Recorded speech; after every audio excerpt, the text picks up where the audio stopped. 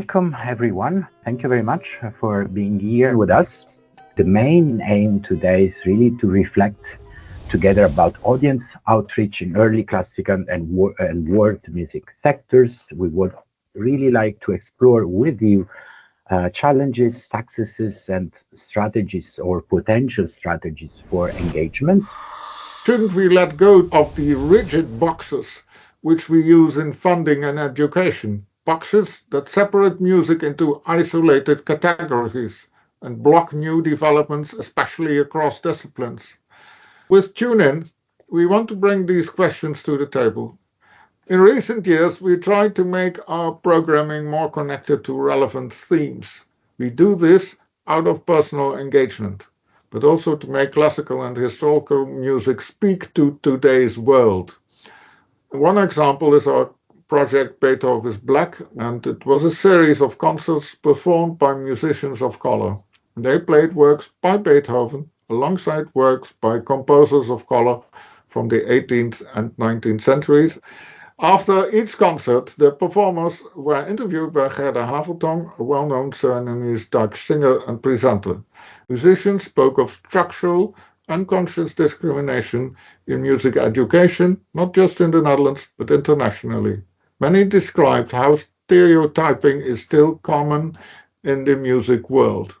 Over the years, we organized multidisciplinary events that combine historically informed performance with new compositions, with poetry, with spoken word, movement, or even costume storytelling, music theater, reenactment, all in a historic setting.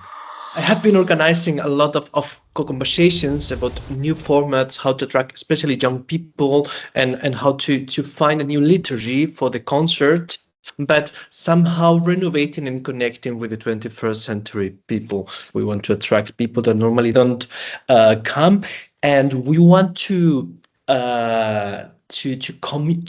have a role in society. So I think we should think our institutions not only on the concert moment, but which role does our institutions play in society? What is the value of early music? One example of young people going to a concert is in a liceu in Barcelona.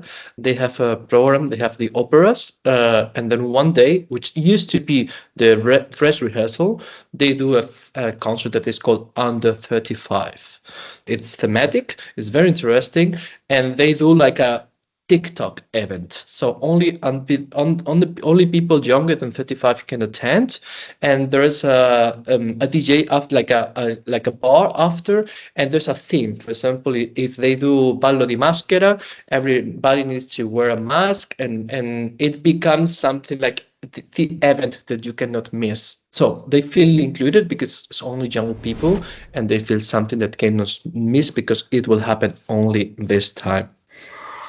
As part of the work that we do with Early Music America, we are trying to come up with initiatives that could still foster inclusion, diversity, equity, and access, and therefore, hopefully, also foster belonging. So I wanted to go on and talk a little bit about a project that we could use it as a case of study of some of the ways that here in Montreal we have found to be able to foster more inclusion, more diversity, more equity, and access to early music. We started with the Latino immigrant and refugee community. So then we engaged an artistic curator from that community that came up with a program all in Spanish, so then they would understand.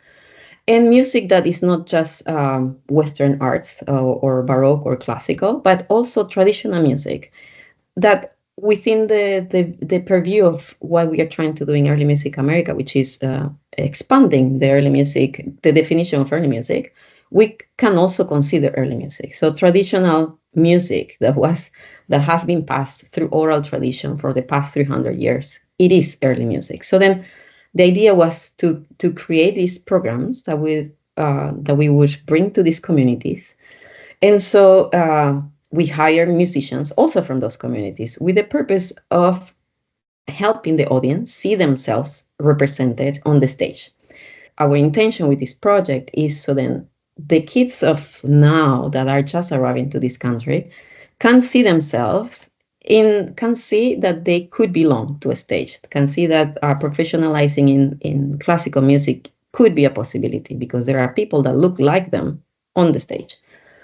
And so then also to add one more element of inclusion, we invite some members of the community, some newly arrived immigrants and refugees, to write their stories related to immigration, identity, and belonging, and to read them in the concerts. So then we have a combination of music, storytelling, and poetry. I find that people are more likely to feel represented in the music that they're playing if they feel seen on stage and they can empathize with people who look like them, people who sound like them on stage. So when I was working for the NSO, we had a show with Anushka Shankar, and she plays sitar, which is an instrument from India, and she was playing a lot of traditional early classical Indian music, and you could see that the people in the audience, for the first time, the concert hall was mostly Indian people or people from Southeast Asia, and they felt represented because that impact is so much more different than if the NSO by itself just decided to play traditional Indian music. So people are more likely to be invested in diverse programming and diverse types of music if they can actually see themselves represented on that stage. So it's about being authentic. We really have a very good experience with the Concertgebouw in Amsterdam, which is very famous, but also seen as a token of the white elite establishment, isn't it?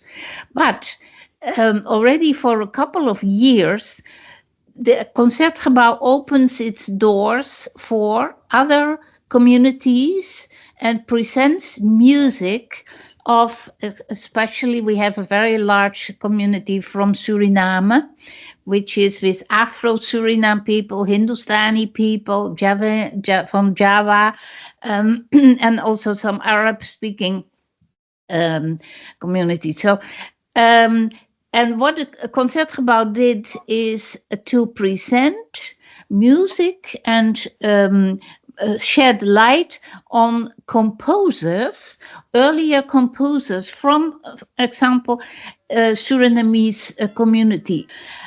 The audience is flooding in, so absolutely it is connecting to people who normally do not go at all to such an establishment as the Concertgebouw.